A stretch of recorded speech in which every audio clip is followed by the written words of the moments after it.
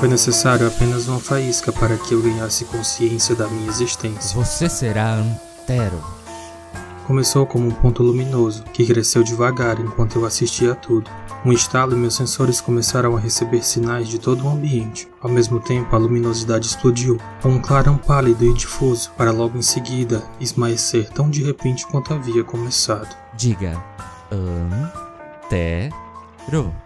Meu corpo respondia à experiência de existir, com estalos e ruídos. Não é tão difícil, vamos. Repita depois de mim. Antero. Repeti, pronunciando-a de maneira monocórdia, tão diferente das modulações humanas que ele emitia. Ah, garota na porta. Se chama Iris. Tá vendo aquela árvore? Era minha favorita de quando eu era criança e vinha passar temporadas de férias com meu tio. Vamos, vem comigo, vamos dançar. Nós precisamos praticar.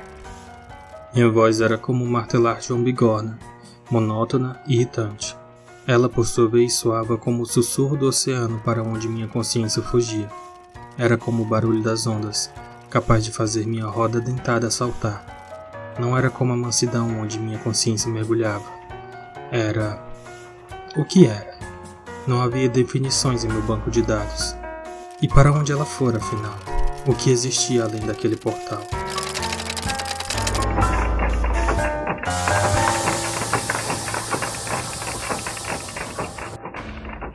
Você ouviu pequenos trechos dramatizados da obra Engrenagens. Engrenagens é um livro de ficção científica escrito por mim, Fabiana Ferraz, e publicado pela editora Plutão Livros. Você encontra a obra disponível para compra em e-book. Boa leitura!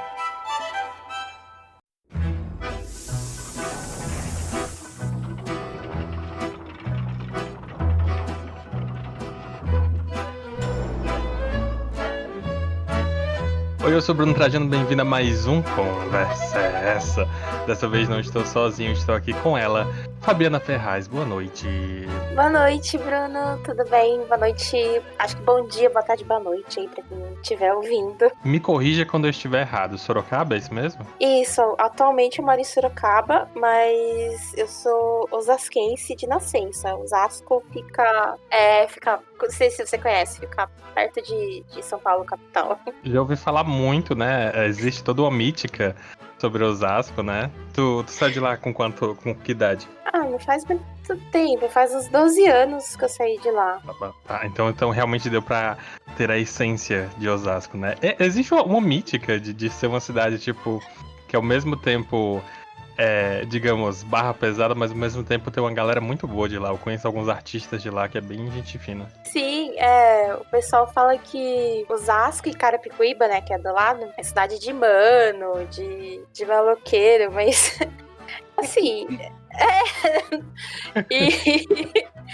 mas é porque eu acho que é uma cidade que ela resume bem essa questão periférica de São Paulo, né?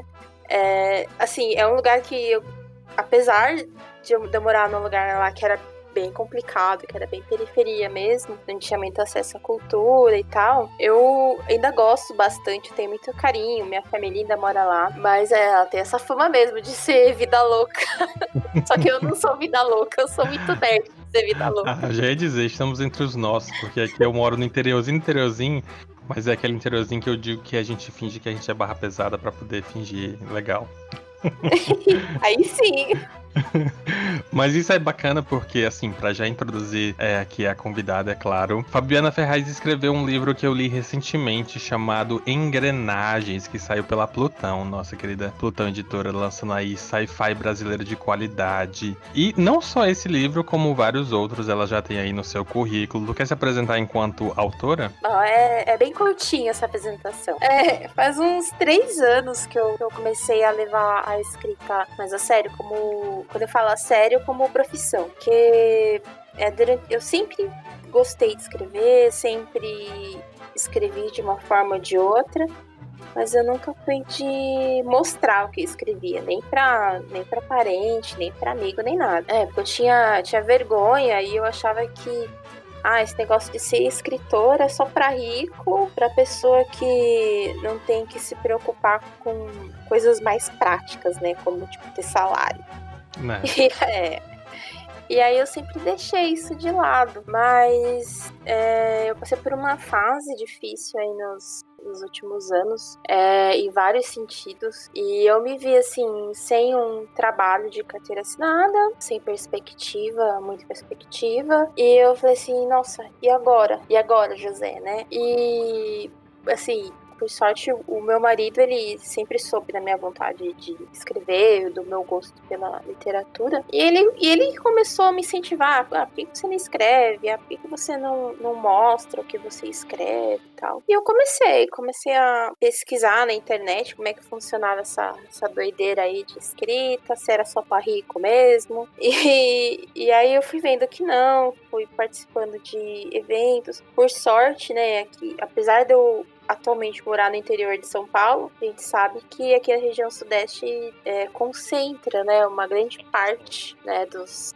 eventos culturais. Então, eu acabava viajando para São Paulo mesmo, capital, e comecei a conhecer gente, participar de eventos, e aí eu comecei a me inteirar de como funcionava o processo da escrita e conheci os editais, que eu também era uma coisa que eu desconhecia. E eu acho que o primeiro edital que eu participei, eu fui recusada. Aí eu entrei naquele processo de, meu Deus, eu sou horrível, nunca vou conseguir publicar nada na minha vida. Mas depois foi uma sequência maluca. Depois desse primeiro não, veio uma sequência bizarra de acontecimento, porque eu acabei escrevendo um conto para a antologia Vilãs, da editora Corvos, que é uma editora aí da Feira de Santana, da Bahia, né? E aí o meu conto foi escolhido para compor a antologia Vilãs, junto com de outras autoras. E foi o meu primeiro conto publicado. Eu falei assim, nossa, talvez eu não seja tão ruim assim, vai. Aí eu já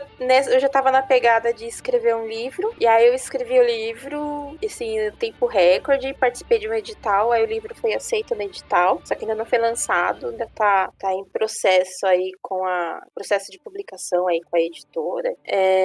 Fui participando de outros editais, de outras publicações, e junto, bem juntinho aí com essa questão da aprovação da Vilãs, com a aprovação também do meu livro, eu vi o edital da Plutão e eu tava muito numa fase de experimentação, né? Que gênero que eu escrevo, que tipo de escritora que eu sou, o que eu quero ser. Como eu sempre li coisas muito variadas, eu não tinha, assim, um apreço por um gênero específico naquele período. E aí eu falei assim, eu gostaria de escrever uma história que fosse steampunk, porque eu gosto da estética. E aí eu vi o edital da Plutão, que era sobre ficção científica, e, assim, pra mim, a ficção científica não é tanto sobre tecnologia, mas ficção científica é mais sobre pessoas, né, sobre humanidade, né, e foi daí que surgiu o protagonista, o Antero. Muito bom.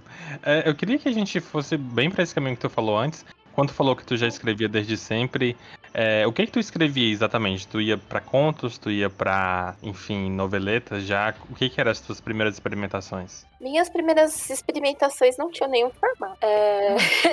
Não tinha um formato definido, porque quando eu falo que eu comecei a escrever bem cedo, eu comecei a escrever ficção quando eu aprendi a dominar o lápis. Interessante. Quando eu aprendi a dominar o lápis, tipo, quando eu entrei na escola pública, eu já sabia ler e escrever um pouco. Porque eu via meus irmãos mais velhos já na escola, eu era pentelinha, né? A irmã mais nova pentelha, e aí eu acompanhava o que eles estavam escrevendo nos cadernos deles, então eu já sabia fazer letras, já sabia juntar, lia textos, óbvio, né, textos adequados à minha idade na época, que eram textos curtos. E aí eu acho que quando eu tinha uns 7 anos eu escrevi meu primeiro livro. Era um livro que era, acho que 2 folhas de papel sulfite dobrado, que era a história de uma coruja, e aí eu escrevi, eu desenhei o livro, aí depois de um tempo o livro foi parar no lixo, mas enfim. E aí Mas já era essa ficção fantástica, né? Sim, já era, porque aí na época eu era criança, então eu falava assim, eu vou ser escritora de livro infantil, né? Depois eu escrevia muita coisa solta, pensamentos, aquela coisa bem de diário. Aí quando eu fui crescendo, eu era aquela adolescente chata, né? Escrevia diário, fazia crônicas da minha vida. Eu achava que eu fazia poema, música. Eu achava que eu fazia, gente, eu não fazia. E aí, já com uns 20 e poucos anos, eu conheci RPG. Boa. Mas aí eu gostava de RPG de texto. Não sei se você já ouviu falar. Assim, eu nunca joguei, mas já dei uma olhada. Sim, aí eu acabei esbarrando aí nesse mundo de RPG de texto. E aí eu falei assim, nossa, é isso que eu queria. Porque era algo que eu não precisava ser tão comprometida, mas tinha pessoas que gostavam das mesmas coisas que eu. E na época era muito RPG de Harry Potter, né? Hoje em dia eu preciso fazer um disclaimer aqui que eu acabei pegando um pouquinho de Hans, né, da autor. Não apoiamos J.K. Rowling. Pois é, isso aí, verdade, não apoiamos, polêmica. Mas na época, assim, eu não desconhecia a personalidade dela e eu falava assim, cara, eu quero ser essa mulher, ainda bem que eu não me tornei ela. Boa. Graças a Deus, eu não me tornei J.K. Mas assim, quando eu conheci esse mundo de RPG de texto, de board, falei, cara, é isso. Tem um monte de gente que tem os mesmos gostos que eu. E na época, nem todos os livros tinham sido lançados ainda, né? Eu tô falando de bastante, uns 20 anos atrás, quase. E então você tinha espaço para criar teorias, para preencher as lacunas da história através do RPG. E eu acabei conhecendo muita gente legal, gente com quem eu tenho amizade até hoje. E que, assim, igual ao meu marido, essas pessoas também, com o tempo, foram me incentivando a escrever. Falei assim, poxa, mas você tinha uma personagem que era tão legal. Eu tinha uma personagem que chamava Agnes. Era a Agnes da Sonserina. E ela ficou... e ela era meio famosinha, porque ela era bem pentelha mesmo. E eu nem manjava nada de criação de personagem, história, nem nada. E durante muito tempo, ainda as pessoas continuavam falando assim, mas você é a Fabiana, que você escrevia Agnes Hunter da Sonserina. Eu falava assim, sou eu. Eu falei assim, nossa, eu gostava de ler os seus posts, gostava de... Eu sempre quis interagir com você no RPG, mas eu tinha vergonha, porque eu achava que você escrevia muito bem. Eu falei assim, nossa, né? Eu não sei nem colocar vírgula, mas tá tudo bom. Assim, eu preciso abrir um parênteses e dizer, até hoje eu não sei colocar vírgulas. Os revisores vivem reclamando comigo que eu coloco a vírgula no lugar errado. Desculpa, gente, eu sou assim. Passei muito tempo escrevendo poesia branca e não tinha vírgula. Mas a vírgula, eu tenho problema com ela. Ou eu como a vírgula, ou eu coloco muita vírgula. Eu sou desses, Né? E aí o revisor que lute. Aí eu fui nessas, assim, que eu falei assim, que legal. Eu falei assim, já pensou se um dia, em algum momento, quando eu me aposentasse, lá com meus 60 anos, eu pudesse escrever essas histórias, né, do RPG, porque com o tempo também eu fui criando outros personagens e fui explorando mais, e aí conforme eu fui amadurecendo, ficando ainda mais adulta, as temáticas, né, dos personagens mudaram, as histórias mudaram, os RPGs de fórum fecharam, o que eu acho uma lástima, porque é um bom exercício de escrita, e só que o problema é que esses RPGs eles nunca duram muito tempo, né, eles têm uma vida curta, e aí sempre dá treta, dá alguma briguinha, aí o pessoal desfaz as parcerias, enfim. Aí, só que eu não guardava esses personagens, eu não escrevia essas histórias pra mim. Acabava o RPG, eu acabava deletando, trocando de computador, não tinha nada, só na memória. E aí, esses foram os meus primeiros escritos, assim, tipo, era post de RPG. Às vezes eu fazia fanfic dos meus próprios personagens, assim. Muito tipo, bom. Era muito divertido, assim. Eu gostaria ainda de estar jogando até hoje, mas infelizmente eu não conseguiria manter o ritmo, não. Mas era muito divertido. Mas você já experimentou o RPG sem ser por texto, o de interpretação mesmo? Sim, já tentei. Quando eu morava em Osasco, eu até tinha uns colegas, né, que a gente chegou a jogar, mas pra mim era sempre complicado. porque pra jogar eu tinha que me deslocar bastante, né? Como eu falei, eu morava... Osasco já é uma região periférica da capital. E eu morava na periferia da periferia de Osasco. Então, assim, pra eu ficar me deslocando pra jogar, naquela época era muito complicado. Era muito complicado. Às vezes, dentro da cidade, eu tinha que pegar 2 ônibus ou mais pra chegar pro... não tinha como eu manter um ritmo. E aí, depois, a vida adulta chama, e aí eu fui perdendo o contato com essa coisa do RPG de mesa. E eu fui deixando de lado. Se quiser voltar, estamos aí. Estou querendo organizar uma galerinha pra quem sabe, final do ano, pra começo do ano que vem, a gente começar uma mesa, hein? Online mesmo. Então me convida. Faz muito tempo que eu não jogo e eu acho que eu nem lembro mais como que se joga. É bom isso, porque eu comecei a jogar, assim, completamente off-topic, né? Eu comecei a jogar esses dias aí, e aí eu tô muito de tentar narrar uma aventura. Eu vou chamar uma galerinha boa, tanto dos podcasts quanto das pessoas que eu conheço, assim. E aí, vamos ver se dá certo. Mas já vou chamar, né? Pode chamar. Se eu estiver disponível e animada, eu jogo sim.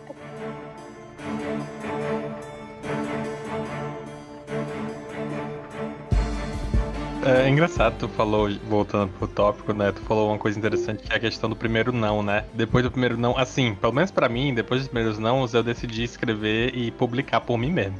Mas tu ainda manteve essa chama e tu conseguiu publicar o teu primeiro, né? E, se eu não me engano, foi o Vilãs, não é isso mesmo? Foi um conto na antologia Vilãs. O nome do conto é A Natureza das Minhas Intenções, que é um reconto, né, da madrasta da Branca de Neve. Interessante. E aí já pega esse ponto fantástico que tu explora, que tu já explorava antes e tu continua explorando agora, né? Sim, e foi bem legal porque, como eu falei, quando eu tava jogando RPG e aí eu, depois de um tempo, passei a escrever, eu tava muito crua nessa questão literária, porque assim, eu não sou uma pessoa que sou formada em letras, eu nunca tinha parado pra estudar literatura, então era meio no escuro, então eu nem sabia que existia um termo chamado fantasia sombria. Eu sei. Né? E aí esse conto ele foi pra dessa temática aí mais dark fantasy, fantasia sombria, que aí era uma coisa mais obscura, que é sob o ponto de vista da própria vilã. Eu gosto bastante desse conto, enfim. Aí depois desse foi o que tu falou que tu ainda não saiu ainda, né? Aí depois desse eu escrevi um livro, que é bom, não tem problema falar. Chama Se Eu Morresse Amanhã. E aí já ele já não é fantástico. Eu diria que ele é uma ficção histórica com pequenos toques aí de fantástico, de fantasia. Bem pouco. Então, esse livro, Se Eu Morresse Amanhã, ele se passa no Rio de Janeiro dos anos 50. É uma história que eu gosto bastante. O personagem principal, ele já foi um personagem meu de RPG. E eu consegui transportar a personalidade dele pro Rio de Janeiro dos anos 50. E, assim, quando eu comecei a escrever esse livro, eu não tinha intenção de escrever um livro, né? Por incrível que pareça. Eu vi um edital na internet, que era da editora Lendária. Eles estavam lançando um selo novo, que seria de mistério, policial, mistério, crime. E aí me veio a história desse personagem e eu falei assim, ainda tava tipo uma observação no edital. Quem for recusado vai receber um feedback do porquê que foi recusado. Que massa. E aí eu falei assim, tá aí, que eu não... Assim, eu falei assim, bom, eu não tenho grana nesse momento para pagar uma leitura crítica, naquele momento, né? Nem para fazer um curso, uma mentoria. Então, o que eu vou fazer? Assim, eu tenho 3 meses para escrever esse livro. Então, eu vou escrever um livro em 3 meses, com esse personagem que eu já conheço ele já de tempos, e vou fazer uma história que eu vou pesquisar. Eu fiz uma boa pesquisa histórica sobre o Brasil naquela época, a era de ouro das boates do Rio de Janeiro, e eu submeti já esperando uma negativa. Eu falei assim, bom, vou receber uma negativa. Quem estava selecionando os livros era a Cláudia Lemes, né, que é uma escritora aí bastante importante aí de crime, que ela sempre lança bastante coisa contos e tal. E aí ela selecionou o livro. E eu fiquei assim, quê? Aí eu fiquei meio confusa. Eu falei assim, gente do céu. Eu falei assim, agora o negócio ficou sério. E eu não tinha intenção de ir pra esse lado. Como eu falei, eu ainda estou me descobrindo como escritora e saber o que eu vou fazer e não vou fazer, né? Então, aí esse livro ele está em processo ainda de publicação por conta da pandemia e de umas outras questões aí da editora, mas no momento que ele tiver que sair, ele sai. Eu não tenho muita pressa, não, em relação a isso. É um romance mais longo mesmo, né? Ele é um formato novela. Chega a novela, acho que tem um pouco mais de 50 mil caracteres. Aí o próximo que tu trabalhou foi já o Engrenagens. Não. Vamos lá. Não. Aí depois do Se Eu Morresse Amanhã. Aí depois do Se Eu Morresse Amanhã, aí eu escrevi o Engrenagens. Foi, tipo, também na sequência. E aí teve todo o processo. Porque aí eu já tava no embalo, né? Quando eu fui escrever o meu livro, né? O Se Eu Morresse Amanhã, ele era pra ser ambientado ainda no Brasil Império, que é mais ou menos ali onde se passa a engrenagem. Só que no Se Eu Morresse Amanhã, tinha surgido pra mim a oportunidade de eu viajar pra Petrópolis. E aí eu fiz toda a minha pesquisa histórica lá, porque tem o Museu Imperial, tudo. Já era com essa intenção. E aí eu fiz diversas anotações, visitei bastante essa parte aí da arquitetura do Império, tal, etc, etc. E eu trouxe muito material. Só que quando eu tava lá no Rio de Janeiro, lá em Petrópolis, lá eles têm o Sesc Quitandinha. E esse Sesc, antigamente, ele foi simplesmente o maior cassino das Américas. Tanto a América do Sul quanto a América do Norte. Nos anos 40, não existia. Nos anos 40, 50, não existia Las Vegas, né? As pessoas vinham jogar, fazer esse tipo de apostas nos países aqui, né? Na América do Sul, em Montevidéu, Buenos Aires e no Rio de Janeiro. E aí eu fiquei tão fascinada pela história do Quitandinha, eu falei assim, não, eu preciso escrever sobre isso, preciso escrever o meu livro sobre esse lugar. Só que aí quando eu fiz a pesquisa, eu visitei em loco e tal, mudou minha concepção. Então, o Se Eu Morresse Amanhã passou para o Rio de Janeiro dos anos 50, e o Engrenagens, como eu já tinha todo aquele material ali do Brasil Império, muita coisa sobre Maria Fumaça, sobre vapor punk, etc. Eu falei assim, não, eu preciso escrever essa história do Antero, que o Antero também foi um personagem, tanto o Antero e a Iris, que são personagens de Engrenagens, eles também foram personagens de RPG em outra vida. Nossa, as vidas passadas são muito boas.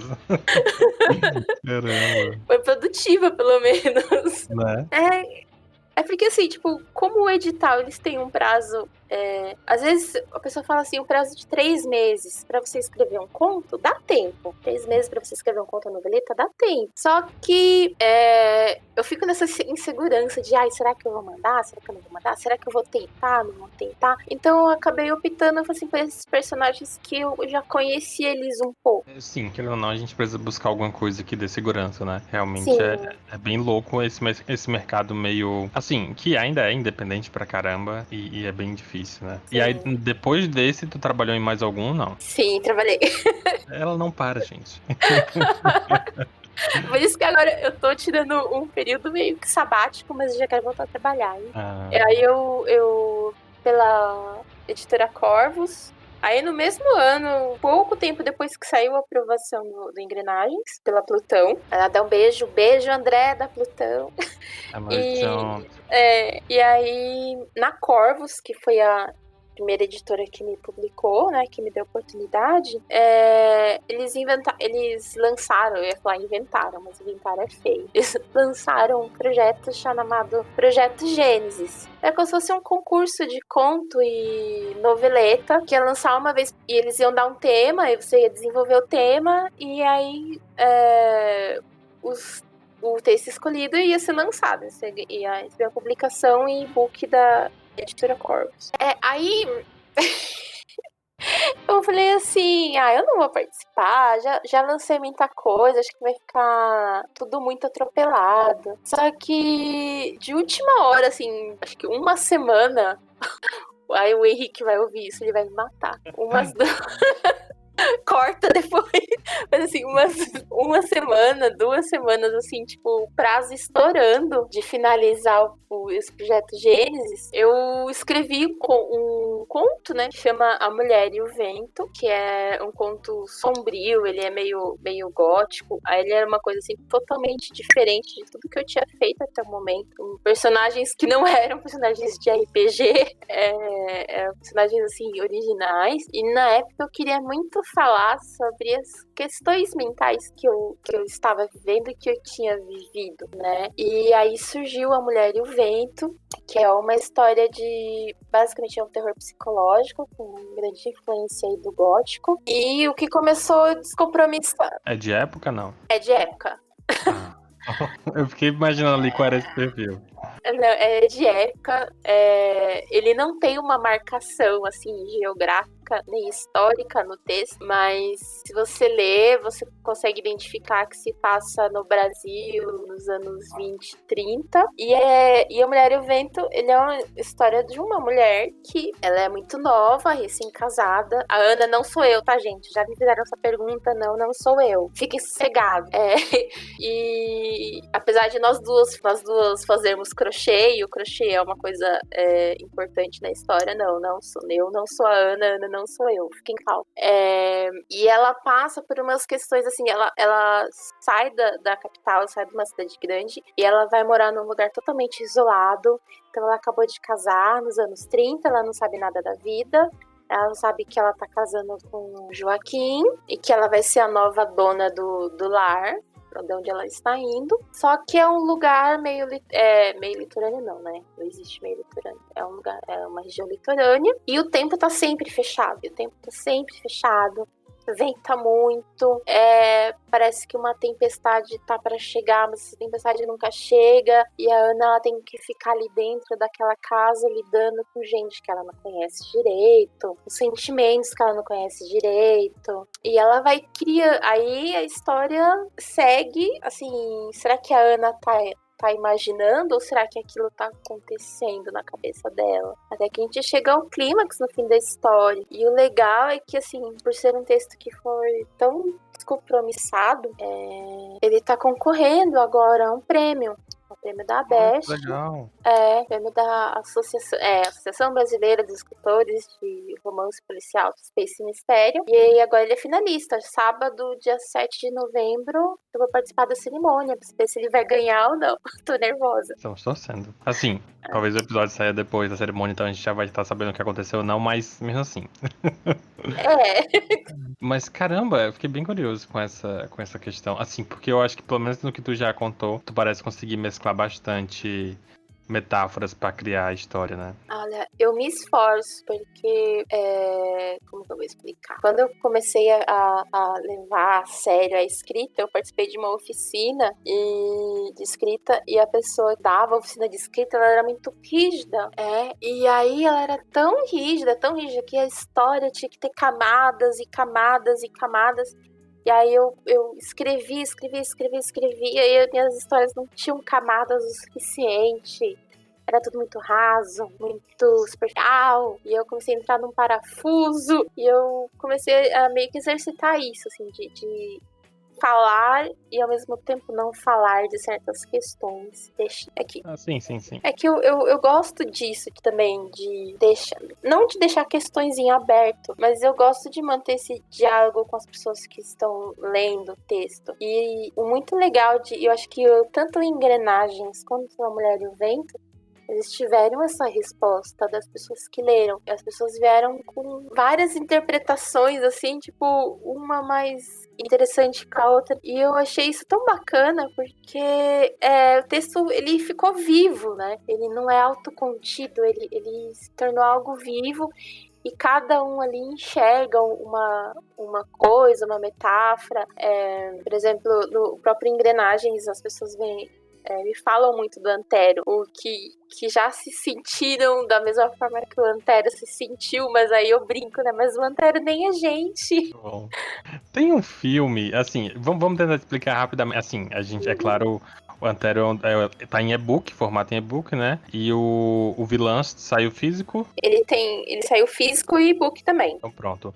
E no caso, se eu não entendi de errado, esse que tu acabou de mencionar, que é o da Ana, como é o nome? A Mulher e o Vento. Isso, ele já saiu também, né? Já saiu, ele também está em e-book na Amazon. Então a gente tem esse que tá em e-book, o Engrenagem também tá em e-book, e o da Antologia do Vilãs tá em formato físico e e-book, né? É fácil pra todo mundo conferir. Sim. Engrenagens em si, tu consegue meio que dar um parâmetro geral pra galera entender, mais ou menos, o que se trata a história? Bom, o Engrenagens, ele é a história de um autômato. Um autômato, ele seria uma espécie primitiva de robô, porque a história até se passa no final do Brasil Império, começo do Brasil República, mas a gente também não tem muita marcação geográfica nem histórica na história. A gente vai se ambientando conforme as coisas vão acontecendo. Então, o Antero, ele é esse autômato que ele é feito com peças recicladas, peças usadas. Ele é programado com cartões perfurados reutilizados. Só que desde o começo ele cria uma consciência. Por ele ser um autômato, ele seria mais uma peça mecânica. Ele não tem uma programação de computador, né? Como a gente falaria, uma inteligência artificial. E de uma forma fantástica, ele adquire consciência de que ele existe, de que ele está vivo, mas ele não tem, no aparelho Antero, ele não tem, por exemplo, um dispositivo de voz complexo, ele não tem uma programação de voz. Então, tudo o que ele sente a partir da consciência dele fica ali dentro da mente. E como ele não consegue verbalizar isso, ele vai construindo essa noção dele de realidade a partir, lógico, do próprio ponto de vista dele, e das reações que as pessoas têm, porque ele, em determinado momento, ele passa a interagir com o professor, que é a pessoa que monta ele, e ele passa também a interagir com a Iris, que é a sobrinha desse professor. E como a Iris ela é muito mais jovem, e ela é toda espivitada, cheia de vida, ele começa a nutrir uma espécie de sentimento de admiração por ela. E ele, no decorrer da história, ele se questiona muito sobre essa relação do porquê que ele existe, do porquê que ele é uma criatura, né, como ele próprio se define, uma criatura que existe para servir, né, e por que as pessoas, no entendimento dele, né? Por que ele é tratado como coisa? Ele é um ser ou ele é uma coisa? Então ele entra muito nesse debate e a minha intenção, e aí já é uma coisa de vaidade de escritora, foi trazer esse debate de relacionamentos humanos, de ele fazer essa observação dele de como que funciona, né? Aí eu já não sei se eu entro muito na história ou não, essa questão de amizade, de amor, de lealdade, como Não, que isso funciona. Bastante até. É suficiente, né? É só porque eu queria te perguntar, assim, a gente volta pra isso depois, mas eu queria te perguntar, antes da gente ir pra esse lado mais, de alguns dos aspectos mais profundos do tema, quais são as suas referências para criar essa obra em si? Porque pelo menos enquanto leitor, eu vou dar uma de Marília Gabriela agora, né? Eu vou dar a resposta antes da entrevistada. Mas enquanto leitor, eu senti algumas referências enquanto eu tava lendo, e eu pensei, caramba, tomara que ela tenha ido por esse caminho na hora que ela criou, porque é uma referência boa. E ao mesmo tempo, agora que a gente conversou um pouco, eu vi que tu tem realmente umas referências bem loucas e que eu acho interessante. Mas enfim, quais são as tuas referências para criar pelo menos essa ideia em si? Olha, a principal, nossa, é uma salada, mas eu vou tentar aqui discorrer como se fosse uma bibliografia. Eu acho que a principal vem do filme mesmo, do Homem Bicentenário. Eu acho que esse não se eu falar assim que não me cativou, não me inspirou, seria hipocrisia da minha parte. É um filme que já faz muito tempo, né, que saiu, mas foi um filme que me marcou muito, que me fez chorar muito. E muito foi lá e fez o pai a gente chorar. Ele fez isso. Aí tem o filme que foi inspirado num texto do Asimov, que é o do Inteligência Artificial. Esse também é bem famoso, sim. do robozinho. O livro mesmo do Máquina Diferencial me inspirou bastante. E, como eu falei assim, de questão do RPG, veio essa parte da história de que o Antero, o nome dele originalmente não era Antero, o nome dele era Vulcano. Olha aí. Ele era vulcano porque ele era para ser um autômato, né? Só que baseado mais na força, nessa coisa do calor, do vapor e de ser já essa coisa indestrutível, de ser uma carapaça mesmo. Mas na medida que a história veio para mim, na minha cabeça, eu quis contrastar. Então eu pensei nesse autômato, nessa criatura que fosse feita de peça desconjuntada, que ele solta óleo, que ele esquenta, que ele quebra, ao mesmo tempo que ele é de ferro, aço, mas ele é frágil. E ele é sensível, né? Ele é sensível, mas ele não consegue sentir, porque ele é todo de aço. Então, se ele toca a mão de alguém, ele não consegue sentir a textura, o calor de uma mão. Ele sente o objeto mão, né? Mas a textura da pele, a maciez, a textura da madeira, a grama, tudo ele não consegue sentir, né? E eu achei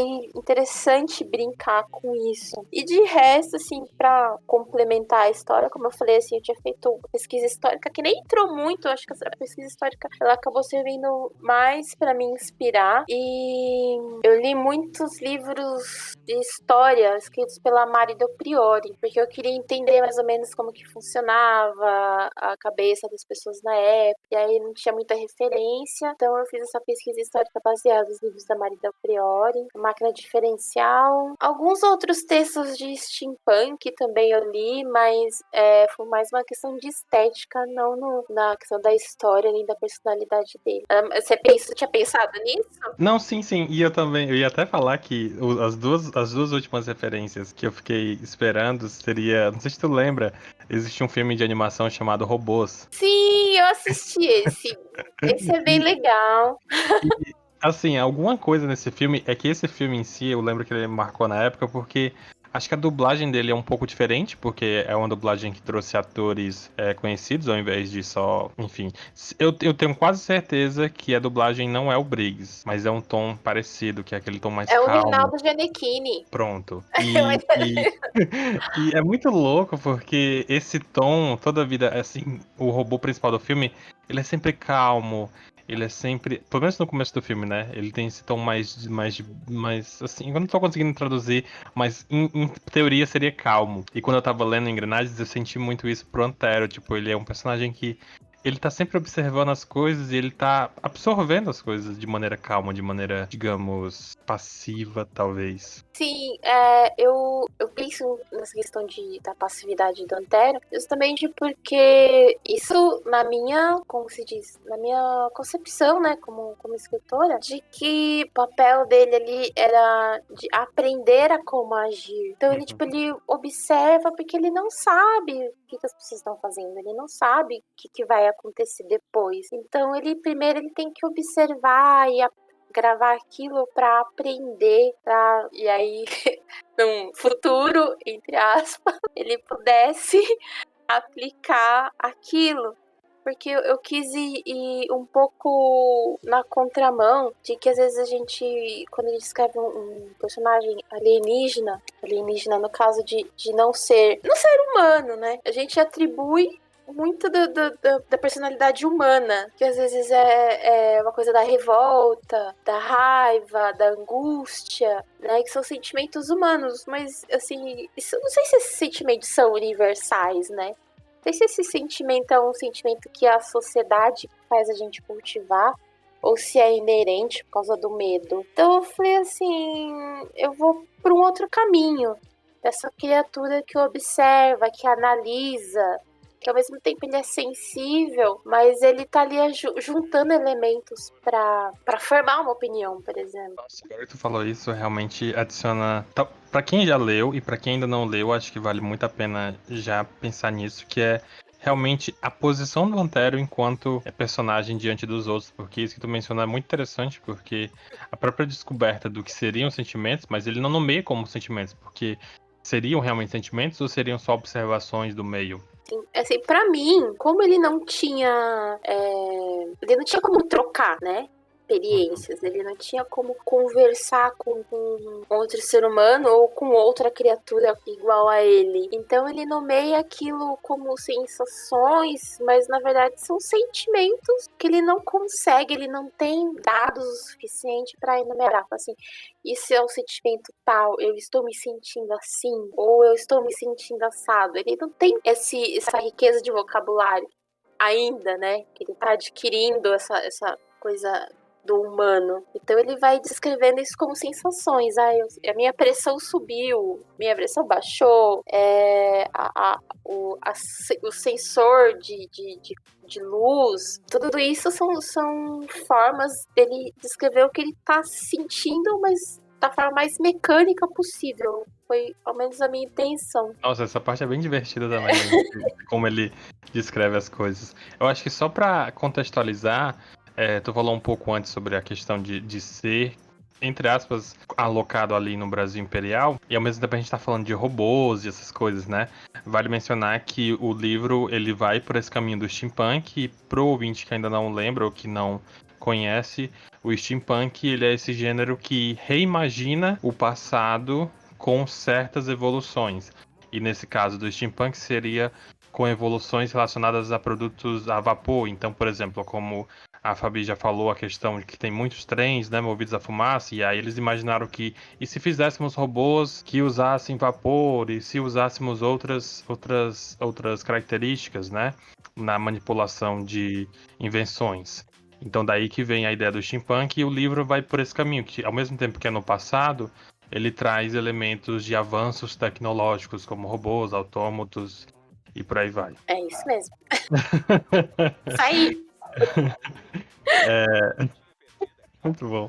A outra referência que eu lembrei muito foi do Alita Battle Angel, não sei se tu assistiu. Eu assisti depois. Eu não. Boa. Quando eu comecei com engrenagens, eu realmente não tinha visto a Alita. Eu não sabia nem que era um mangá, né? Originalmente. Então eu desconhecia, não tinha assistido o filme. E eu não sei por que eu não tinha assistido o filme ainda. Eu nunca terminei o filme, que tem realmente o filme que é meio animação, meio em pessoas reais. Mas é porque o começo do filme é bem essa pegada de que o doutor acha uma peça e ele cria a Alita restaurando essas peças, né? E é meio que por aí que o Antério vai também. Sim, aí o Alita, ele é bem interessante. Eu assisti ele só uma vez. Eu queria assistir ele de novo, mas eu achei um filme muito longo. Muito longo. E tinha algumas questões. Às vezes eu me complico nessas questões românticas das histórias. Sim. E aí eu falei assim, não, eu preciso assistir de novo com mais atenção. Parece que não acontece nada no filme durante um tempo, mas depois acontece tudo ao mesmo tempo, e aí eu fiquei meio confusa. Se tivessem dividido o filme em dois, eu acho que ficaria mais fácil pra eu acompanhar. Mas eu achei bem legal. Eu assisti depois, eu não... Acho que eu nem lembrei de fazer nenhum tipo de comparação. Você foi bem lembrado aí da sua parte. Mas é bem legal, até porque a gente cria um pouco mais de referência visual, porque a gente tá criando a história na nossa cabeça, né? Mas é bacana. Não só esses elementos, como a gente falou, a questão do steampunk, pelo menos eu me identifico muito contigo nesse aspecto, porque eu adoro steampunk, eu tenho alguns personagens que eu quero explorar de steampunk também, e a própria questão da fantasia, e eu sinto que tu consegue ter um apelo maior, digamos assim, para um ambiente mais histórico, mas sem determinar datas específicas. O que, ao mesmo tempo que é muito positivo, acaba sendo um pouco difícil de lidar, né? Porque como é que tu vai fazer essa transição? Ou pra ti tanto faz? Pra mim, na hora da escrita, pra mim é mais fácil. Mas eu não sei se isso é um defeito ou qualidade. Porque na minha cabeça tá bem claro. Assim, Da minha cabeça é muito vívido, que a história se passa em tal ano, em tal lugar, e eu tento transmitir isso com as descrições pontuais, que na minha cabeça na minha cabeça é tão óbvio que eu acho que na cabeça das outras pessoas vai ser assim, mas não é. Porém, eu tento me policiar um pouco em relação a essa parte. Mas eu acho que é uma coisa que tá muito incorporada à minha escrita no momento. Essa coisa de apresentar o cenário aos poucos e fazer a marcação histórica e geográfica junto com o leitor. Assim, eu já recebi respostas meio não, né? Respostas negativas em relação a isso. Eu gostaria de saber onde, quando que se passa isso, etc. Já recebi. Curioso. Mas eu já, por outro lado, eu percebo que alguns leitores gostam disso. Eu acho que eu me enquadro na parte do que eu não me importo muito com a data específica, né, o local específico, se a pessoa conseguir descrever bem o suficiente, ou se a história for boa o suficiente, né? Assim, eu entendo que às vezes realmente pode faltar elemento para algumas pessoas. Eu também não posso partir do ponto de que todo mundo vai entendendo o que eu tô falando, cara, né? Mas eu acho que é uma coisa que já tá tão incorporada na minha escrita, já faz tanta parte de mim que acho que vai ser difícil eu mudar. Talvez com o tempo eu vá aprimorando isso e aprendendo a fazer essas marcações de uma forma mais e fique melhor explicado, né?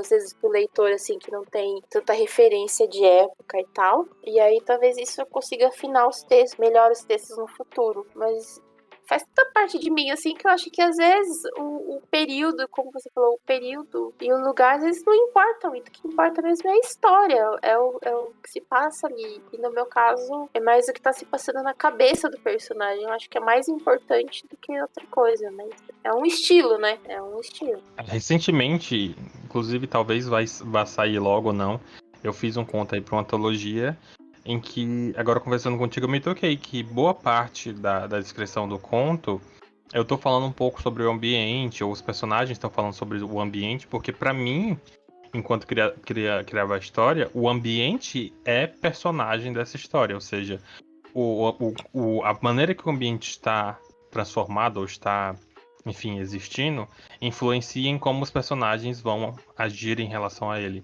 Ou seja, existe essa necessidade de explicação porque os personagens estão agindo em decorrência do ambiente.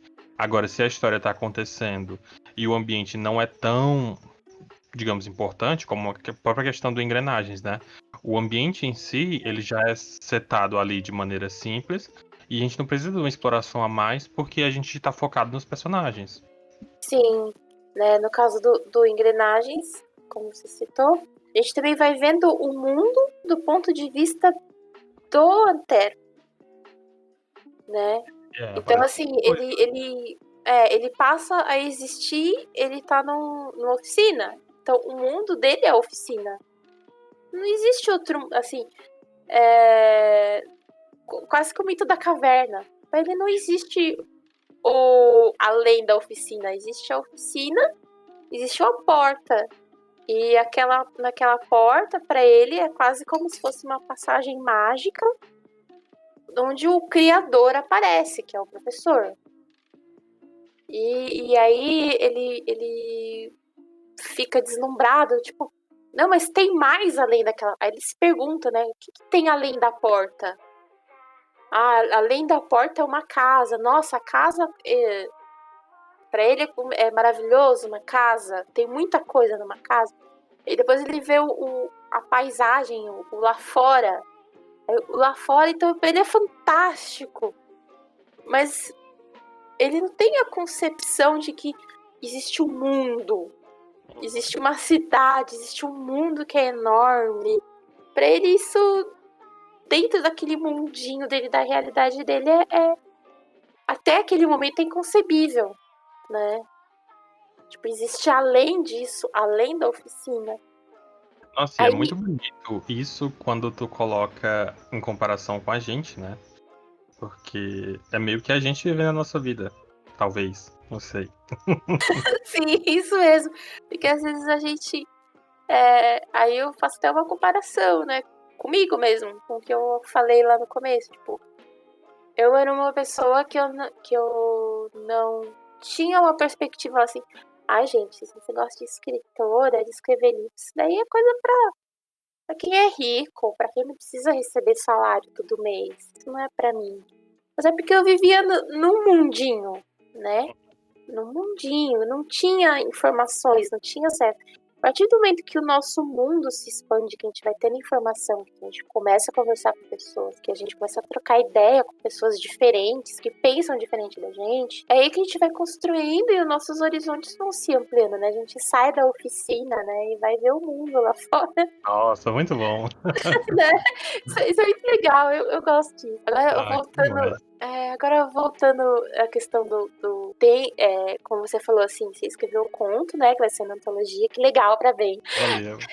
É tão bom quando a gente recebe esse tipo de aprovação, assim, dá um gás. Mas eu queria falar assim, por exemplo, já fazendo a comparação com a Mulher e o Vento, que é uma história realmente bem sombria, não foi essa a minha intenção principal, inicial, mas as pessoas, assim, pelas avaliações que eu vejo, ou pessoas que vêm conversar comigo, elas falam assim que a casa e o tempo meteorológico, eles fazem parte da história. E teve uma menina que ela fez um apontamento, assim, maravilhoso em relação a isso. A questão do clima, né, da meteorologia, sim, foi intencional. Ela é totalmente intencional na Mulher e o Vento. Todas as descrições que acontecem no vento, do vento e dessa tempestade que nunca chega, ela é intencional. Mas a menina, ela fez um apontamento, assim, o que as pessoas leem e falam assim, que é muito sufocante, é uma história sufocante, e a pessoa se sente sufocada, porque a história se passa, vai reduzindo o espaço. Então, tipo, a Ana, ela viaja da capital pro litoral, um litoral praticamente selvagem, e aí ela tá cercada por floresta e mar, então não tem pra onde ir. E aí ela tá nesse meio dessa tempestade, então ela tem que ficar dentro de casa. E a casa é uma casa antiga, barulhenta, venta muito, por isso a Mulher do Vento, venta muito. Então a casa toda treme, dia e noite, e é uma casa antiga, então ela é meio escura. Você não pode abrir as porque se você abre a janela, o vento vai trazer areia. E aí, conforme a história avança, o espaço de locomoção da Ana diminui, é restringido. E aí, quando a gente chega no final da história, spoiler, ela tá no quarto. Então assim, tipo, você tira uma pessoa de uma cidade grande, de uma metrópole, e aí você leva ela para um lugar isolado e você vai cada vez mais restringindo o espaço dela. E aí essa pessoa vai interagindo com esse espaço, com essa meteorologia, e ela vai criando essa tensão até o final da história. E sim, aí nesse caso, isso foi intencional, e é por isso que eu não imaginei que as pessoas se identificariam com essa sensação de aprisionamento, de sufocamento, de ficar assim, meu Deus, essa história aqui não vai terminar nunca, essa mulher não vai respirar, gente. E aí... E é bem legal, e eu acho que esse... também é um conto que me orgulho, e acho que esse é um ponto positivo dele, de conseguir trazer essa sensação de restrição, enquanto no Engrenagens, pelo contrário, você tem mais luz, né? Você tem... né? Pela própria luz. Sim, ele tem essa questão da luz, da busca por espaços mais abertos, de uma liberdade. É bem legal esse contraste. Ai, que bonito! Eu queria que a gente falasse agora só um pouquinho dos teus planos futuros, né? Porque, como a gente já viu aí, a mulher não para nunca. E o que tu planeja pra depois? Então, né, a mulher que não para nunca quase teve um burnout. e aí, por ordens, digamos, por ordens médicas, né? Praticamente ordens médicas, assim, eu tô me obrigando a descansar. Você já viu uma coisa dessa? Eu tô me obrigando a relaxar e a fazer outras coisas não tão ligadas à escrita acho que até por conta de tudo isso que a gente tá vivendo, etc. Pra eu dar um tempo, né? Mas eu continuo estudando bastante, principalmente sobre narratologia, sobre literatura. Como eu falei, eu não tenho uma formação na área, então eu vou pegando livros, vou pegando indicação de livros, vou estudando, vou lendo, me dedicando a ler mais escritoras brasileiras. E, assim, acho que o último projeto do ano, eu não sei quando é que esse episódio vai ao ar, mas assim, nesse momento, eu tô na campanha do Heroínas, que também é pela Corvus, que é uma antologia sobre mulheres, né? Mulheres inspiradoras, e todas as histórias vão ter um tom fantástico, ficção científica. A minha história, ela tem tem bastante ficção científica. É uma história sobre a cantora de ópera Maria Callas, onde eu reinvento, eu faço uma reinvenção dela aí numa ficção científica. E essa campanha tá no ar no Catarse atualmente. Eu não sei quando que esse episódio vai ao ar, mas eu acho que durante todo o mês de novembro a campanha vai estar rolando. E é como se fosse uma continuação, né, do Vilãs. Vilãs eram sobre vilãs da cultura pop, as vilãs que a gente conhece. E o Heroínas são sobre mulheres que realmente existiram e são mulheres que às vezes são pouco faladas. Esse é o meu último projeto desse ano, para fechar 2020, que até nas próximas semanas eu vou começar a divulgar com mais força, mas eu já tô trabalhando já em outra história, também vai ser uma ficção histórica, mas dessa vez eu tô fazendo uma pesquisa aqui na cidade de Sorocaba mesmo. Porque sempre nesse esquema de... Não, primeiro eu adorei a proposta do Heroínas, realmente é muito válida, muito importante. E é bom ver tu indo nesse, digamos, bate-volta entre ficção histórica e sci-fi e fantasia.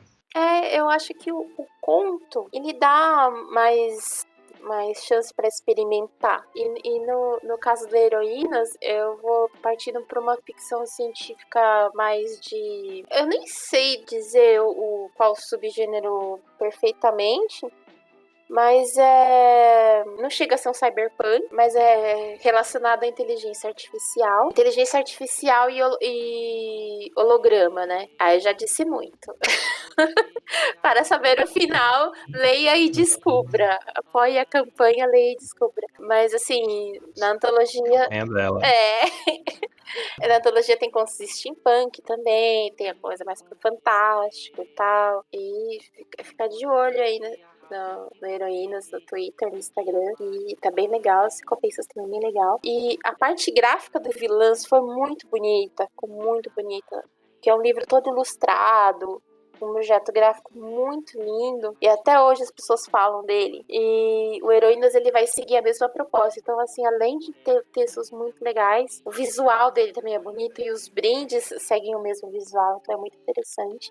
E é feito 99% por mulheres. São histórias escritas por escritoras brasileiras de todos os lugares do Brasil, não só desse eixo sul-sudeste. Mulheres diversas, mulheres com histórias diferentes, que vão trazer suas heroínas. Então vai ser de 2020, eu gostaria de encerrar com essa campanha, batendo aí todas as metas, e começar a escrever devagarzinho, de novo, assim, uma história nova, já pensando em lançar aí antes do meio do ano que vem, que eu sou workaholic mesmo. Muito bom, muito bom. Eu acho que a gente falou bastante né? Já passamos aí da 1 hora já de programa. Uhum. E a gente falou praticamente todas as obras e todos os projetos. Eu queria te fazer só mais uma pergunta e depois a gente parte para umas dicas culturais, que é mais como é que tu enxerga.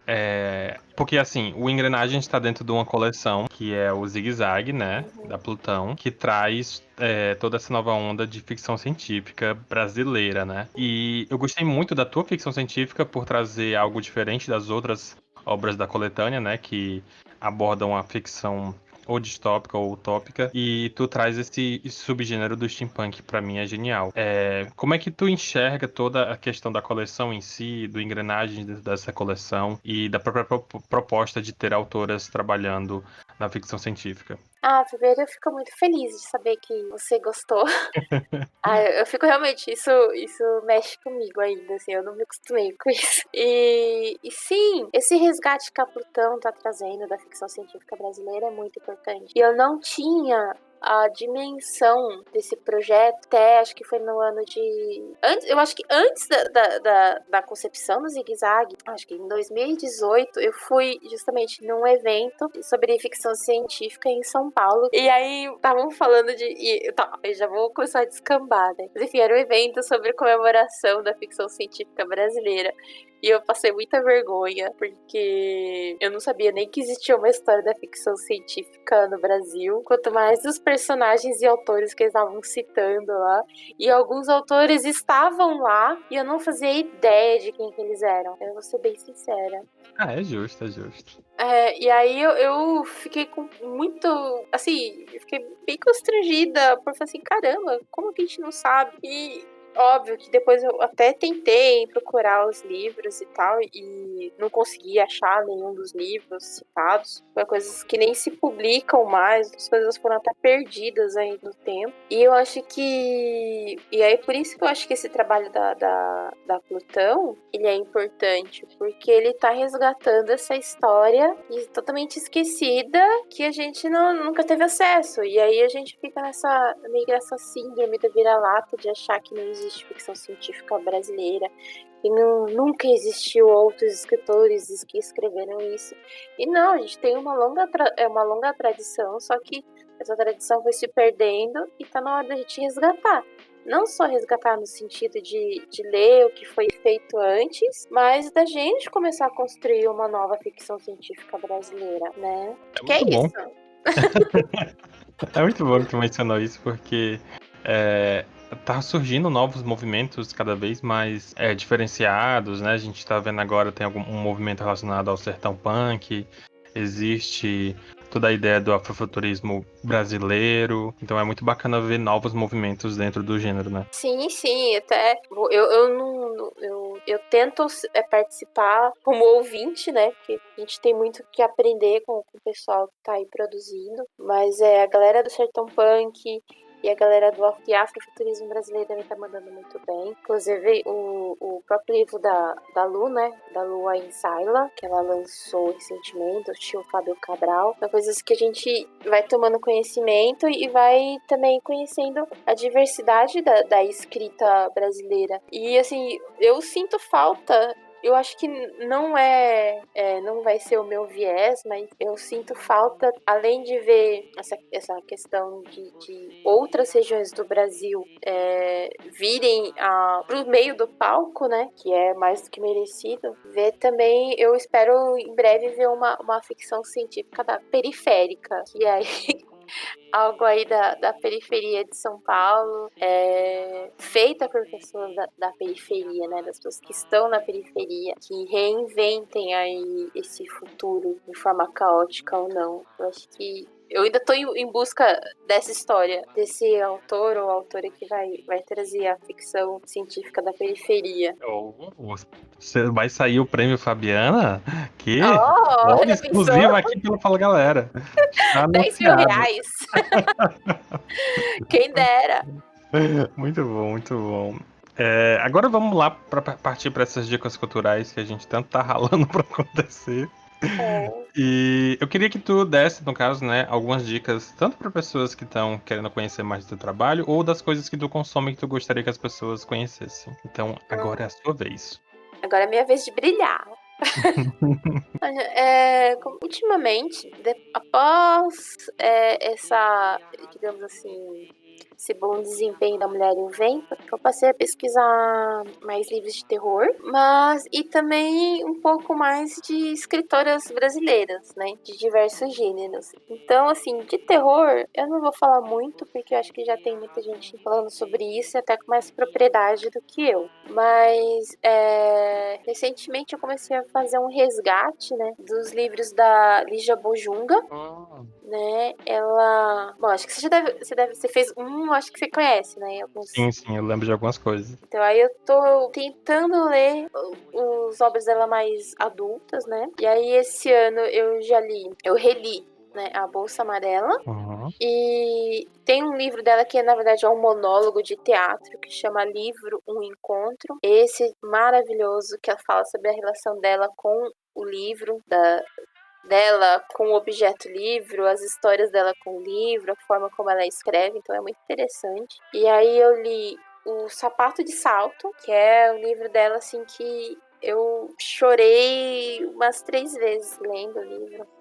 porque é uma história muito forte, é uma história que fala sobre abuso sexual infantil, mas ele é um livro escrito para um público mais juvenil, então essa história consegue conversar com esse público e consegue conversar com o adulto, e é uma história forte, mas ao mesmo tempo ela não é gráfica, mas você entende o que está acontecendo ali, você entende o que está se passando ali com a personagem, e é uma história linda, mas eu chorei pra caramba porque é muito forte. Agora eu tô, para esse projeto que eu tô escrevendo, eu tô começando a pesquisar sobre a vida do Gino Meneghetti, que foi foi o último ladrão de casaca de São Paulo. E aí eu tô lendo, eu vou começar a ler a biografia dele, mais por uma questão histórica, né? E tô lendo Carolina Nabuco, que é também escritora brasileira, que ela escreveu, entre outros livros, o livro que eu estou lendo atualmente, que é um dos livros, né, que eu estou lendo atualmente, que é A Sucessora. E esse você conhece, essa história, né, da Sucessora. Me vendo alguma coisa na mente, mas eu não lembro se é esse mesmo. O Sucessor é um livro que foi plagiado aí, foi feito um roteiro de um filme do Hitchcock baseado no livro da Carolina Nabuco. E fala sobre a burguesia, também fala... Aí eu não conhecia essa história, conheci a história agora, e também fala da personagem que ela se sente assombrada pela uma coisa que acontece na casa onde ela vai. E o livro tá bem legal, eu tô no começo do livro, o livro tá bem interessante, porque eu já vi que a protagonista, ela não é aquela mocinha romântica, sabe? Ela tem uma coisa ali. Ela é do babá, essa mulher. Ela não é fácil. Eu prefiro o personagem assim. Também. Aí eu já comecei a gostar. Eu comecei a ler o livro esperando que eu ia encontrar uma mocinha frágil, nananã. E eu falei assim, não, essa daí é espiritada, essa daí é das minhas. E como parte desse resgate, ainda não comecei a ler, mas eu já tô aqui com engatilhada duas leituras da escritora Julia Lopes de Almeida, que um é A Falência e o outro é A Intrusa, que eu também vou ler para ajudar na pesquisa aí desse novo projeto. E é por isso que a minha psicóloga mandou eu descansar, né? Porque eu não paro. Tô vendo mesmo. Caramba, é referência atrás de referência, livro atrás de livro. Muito massa. Quase isso, Assim, pra gente poder encerrar aqui, né, nessa nossa loucurinha, eu queria te pedir agora pra tu deixar os teus contatos, tuas redes sociais, onde o pessoal pode te acompanhar, te seguir, ficar por dentro dos projetos. E é claro, qualquer consideração final e o seu tchau, à vontade. Gente, minhas redes sociais principais, assim, a que eu mais falo sobre meu trabalho e sobre as minhas leituras é o Instagram, que é o Instagram Fabi Ferraz Autora. É o Ferraz com Z. Pode me seguir lá, pode mandar mensagem, eu geralmente respondo rápido. Acessível. Super acessível, né? E no Twitter também. Gente, mas eu já vou deixar aqui um aviso, que o meu Twitter é por conta e risco, tá, gente? Porque assim, eu entro todo dia no Twitter, eu sou viciada em Twitter, mas eu sei que eu tenho consciência de que eu falo muita abobrinha no Twitter. Então, assim, se vocês tiverem a impressão de que eu sou uma pessoa inteligente, o Twitter ele vai desfazer essa impressão. É que é totalmente caótico. Mas me sigam lá também, se quiserem, pra gente conversar. Porque às vezes eu falo vários nada. Eu faço fios imensos sobre nada. E é isso. E pra eu me despedir, né? Eu gostei muito de participar do podcast. Acho que eu só fiz uma pequena participação alguns anos atrás, assim, nem conta. E acho que esse é o primeiro episódio que eu participo e eu gostei bastante, assim, porque no tete a tete, no frente a frente, assim, eu não sou muito de falar, eu fico travada, mas Oi? Oxi, não pode ser assim não. Escriteira tem que falar. Ai, não, no mano a mano não sai nada, eu fico roxa, fico vermelha. Agora, assim, do podcast eu gostei, porque eu fico falando várias coisas que depois você vai ter que editar. Eu falei várias coisas, mas é como se eu estivesse falando quase que sozinha, né? Então eu faço isso o tempo todo, então foi fácil. Olha aí, muito bom. Ó, já fica o convite para uma próxima vez pra gente discutir mais sobre literatura dessa vez. Que eu fiquei curioso para discutir contigo essa questão da literatura enquanto transformadora, digamos assim, as camadas da literatura. Fiquei curioso, vou elaborar esse tema e vou te apresentar depois pra gente voltar a discutir ele. E mais uma vez estou mega feliz pela tua participação, pelo ter topado, por ter vindo. E, enfim, as portas estão sempre abertas. Tamo junto muito. Ah, muito obrigada. Eu realmente fico muito feliz em ouvir isso e eu quero voltar sim. O problema é que eu não tenho, como que se diz? Eu não tenho filtro, eu tenho a dificuldade de entender código social. Então, se você falar que é pra eu voltar, eu acho que eu tenho que voltar mesmo. Aí eu vou querer voltar sempre. O que eu queria dizer é porque eu não sou muito da tecnologia. Mulher, mas tu acertou tudo. E a mulher desde inventar a história, pelo amor de Deus. É muito bom. E é nessas horas que eu revelo meus cearenseis. Ah, eu adoro. E é isso. Dê o seu tchau pro nosso ouvinte. Tchau, ouvinte! Não esqueçam de me seguir nas redes sociais. E espero que vocês tenham gostado do papo. E se quiserem continuar o papo lá também, pode continuar o papo lá também. E é basicamente isso.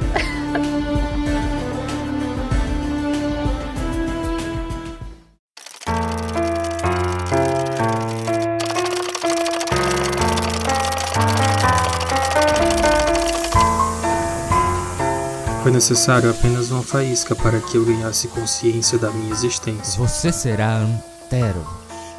Começou como um ponto luminoso, que cresceu devagar enquanto eu assistia a tudo. Um estalo e meus sensores começaram a receber sinais de todo o ambiente. Ao mesmo tempo, a luminosidade explodiu, com um clarão pálido e difuso, para logo em seguida esmaecer tão de repente quanto havia começado. Diga Antero. Meu corpo respondia à experiência de existir, com estalos e ruídos. Não é tão difícil, vamos. Repita depois de mim. Antero. Repeti, pronunciando-a de maneira monocorde, tão diferente das modulações humanas que ele emitia. Garota na porta. Se chama Iris. Tá vendo aquela árvore? Era minha favorita de quando eu era criança e vinha passar temporadas de férias com meu tio. Vamos, vem comigo, vamos dançar. Nós precisamos praticar. Minha voz era como martelar de uma bigorna, monótona e irritante. Ela, por sua vez, soava como o sussurro do oceano para onde minha consciência fugia. Era como o barulho das ondas, capaz de fazer minha roda dentada saltar. Não era como a mansidão onde minha consciência mergulhava. Era... O que era? Não havia definições em meu banco de dados. E para onde ela fora, afinal? O que existia além daquele portal?